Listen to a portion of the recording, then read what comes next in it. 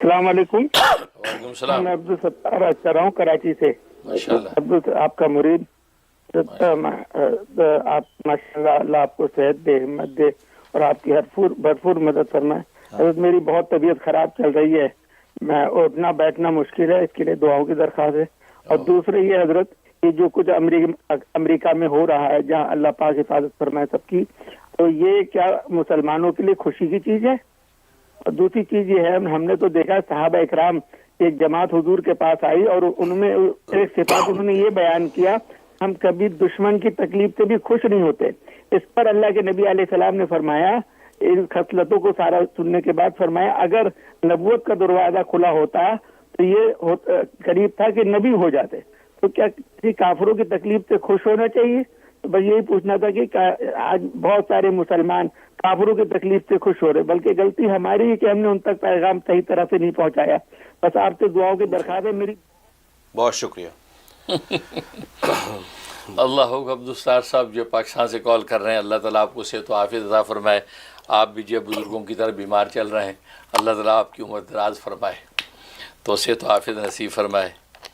تو باقی آپ نے سوال جو ہے بڑا سینسیٹیو سوال کر دیا کہ امریکہ کے اندر آگ لگ گئی، کافروں کی تکلیف پہ ہمیں خوش ہونا چاہیے کہ نہیں؟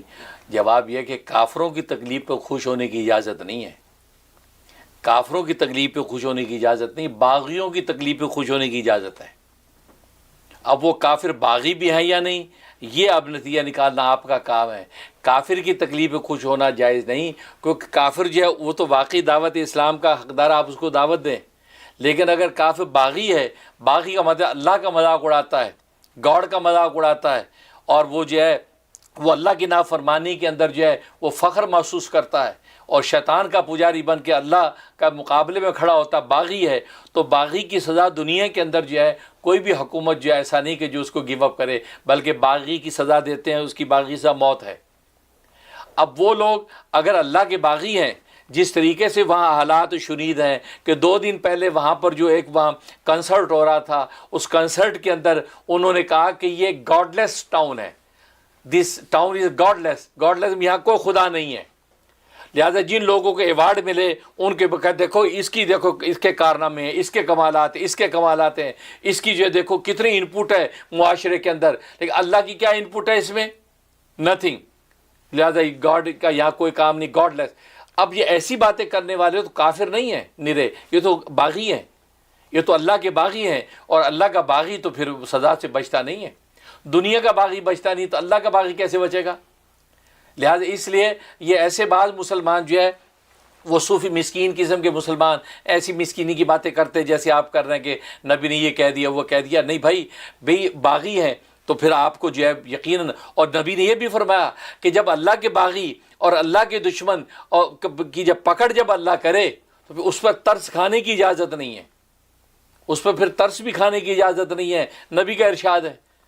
اب اللہ کی پکڑ کے اندر جب کوئی آیا تو پھر ترس بھی کھانے کی اجازت نہیں. چنانچہ آپ نے دیکھا قرآن کریم میں کہ اللہ تبارک و تعالی نے موسیٰ علیہ السلام کو فرمایا، جب فرعون اور آل فرعون جب غرق ہو رہے تھے تو قرآن نے کہا وَأَنْتُمْ تَنْظُرُونَ، کہ وہ غرق ہم ہم نے غرق کیا ان کو دریائے نیل میں. وَأَنْتُمْ تَنْظُرُونَ، یہ انتم تنظرون کی قید کیوں لگائی؟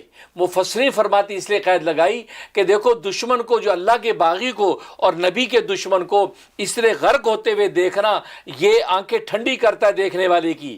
تو گویا کہ اے موسیٰ تو اور تیری یہ مظلوم قوم جو سالہ سال پنجہ ظلم کے اندر مبتلا تھی، آج اپنی آنکھوں سے اس دشمن کو غرق ہوتے دیکھ رہا ہے تو اس سے تیری آنکھیں ٹھنڈی ہوں گی. انتم تنظرون کا نظارہ دکھایا ان کے غرق ہونے کا.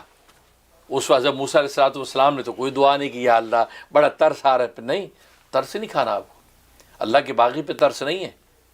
اب یہاں تک کہ جس کے اوپر حد جاری ہو جائے، چور کے اوپر کوئی ترس کھاتا ہے؟ اب چور کی پٹائی یہاں تھانوں میں پولیس اسٹیشنوں میں ہوتی ہے، پولیس والے پکڑ کے مارتے ہیں اور یا چوری کرنے والے کا ہاتھ کاٹتے ہیں اسلام کے مطابق. زانی کو جو ہے وہ سنسار کیا جاتا ہے، پتھر مار مار کے لہو لہان کیا جاتا ہے. اسی طریقے سے جو ہے وہ کوڑے مار مار کے اس کی کمر لال کی جاتی ہے. تو کسی کو ترس کھانے کی اجازت نہیں ہے، اس لیے کہ یہ کیا ہے؟ یہ اصل میں فاسد خون ہوتا ہے جو نکالا جاتا ہے انسانیت کا.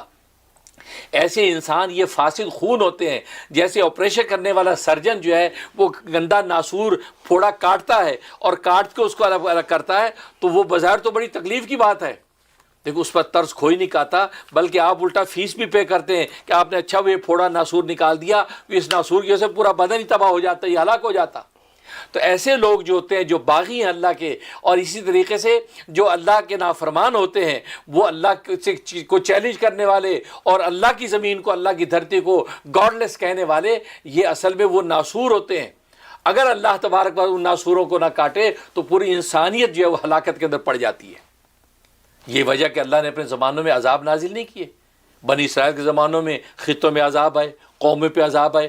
اب آپ کہیں جی سب سے بڑا طرز کھانے کا حق تو پھر اللہ ہی کو تھا، پھر اللہ نے کیوں جو عاد و سمود پہ عذاب نازل کیے، اللہ نے کیوں جو ہے وہ بندر و خنزیر بنا دیے؟ تو آپ پھر اللہ سے شکایت کہ اللہ میاں آپ تو بڑے رحیم اور کریم ہیں، آپ نے یہ قومیں مار دی اور یہ تورات، انجیل، زبور، قرآن بھرا پڑا ہے ایسی سزاؤں سے، اب آپ کے اللہ میاں طرز کھانا چاہیے تھا؟ نہیں، باقی کے لیے کوئی ترس نہیں ہے، اللہ کو دنیا میں ہلاک کرتا ہے۔ تو یہ لوگ جس ٹاؤن اور خطے کو لوگ جنہوں گاڈ لیس کے نعرے لگائے، اور پھر وہاں کے آپ جانتے ہیں وہاں کی المناٹی کا سارا نظام، اور وہ شیطان کی پوجا کرنا، ابلیس کو یہ سب کچھ سمجھنا، یہ سارے ان کے تصورات ہیں، یہ اللہ کے مقابلے میں کھڑے ہونے والے باغی ہو جاتے ہیں۔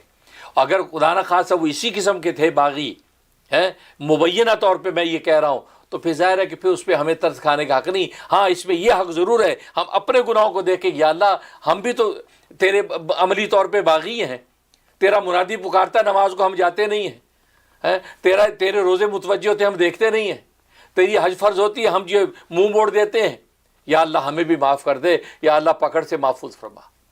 تبھی تو نبی کریم صلی اللہ علیہ وسلم جب عاد و سمود کی بستیوں سے گزرے، صحابہ سے فرمایا جلدی سے نکلو، تیزی سے نکلو، کیونکہ یہاں اللہ کا عذاب اترا تھا، اگر یہاں ٹھہرے کہ ہم پہ نہ اترے۔ بعض لوگوں نے وہاں سے پانی بھر لیے تھے، اب یہ پانی گرا دو، بعد نے وہ پانی آٹوں میں گوندھ لیا تھا، فرمایا یہ آٹے پھینک دو، بعد نے ہنڈیا میں سالن بنا لیا تھا، آپ نے ہنڈیا الٹی کر دو، کیونکہ وہ موضع عذاب تھا جہاں عاد و سمود کا عذاب آیا۔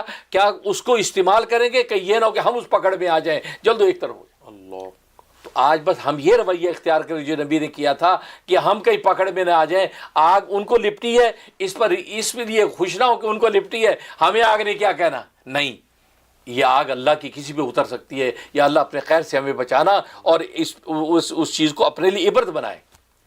فَاعْتَبِرُوا یا اولی الابصار، قرآن نے اے عقل والو عبرت پکڑو۔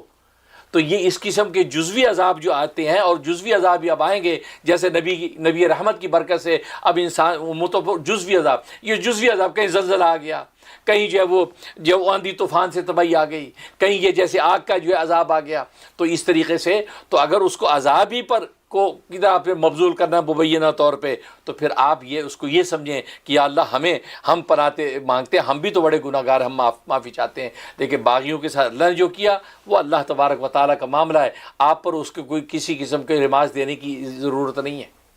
لیکن اگر خدا نہ خواستہ اور بلکہ اللہ کرے وہ اللہ کے باغی نہ ہوں، اور یہ ساری باتیں مبینہ طور پہ غلط ثابت ہوں، اور بیچارے مظلوم اس طرح ان کی پراپرٹی جل گئی اور ملک کے اندر انتشار آ گیا، تو پھر ظاہر ہے کہ وہ قابل دعا ہیں، ہم دعا گو ہیں کہ اللہ تبارک و تعالیٰ ان کی کفایت فرمائے اور غیب سے ان کی مدد ہو جائے۔ اس انداز سے آپ بیلنس ہو کے چلیں، نہ تو بالکل صوفی مسکین بنیں اور نہ جو ہے ٹھٹھے مذاق اڑا کے اچھلتے پھریں، اعتدال کے ساتھ چلنا، یہ انشاءاللہ ہم سب کے لیے خیر کی بات ہے۔ آمین ثم آمین۔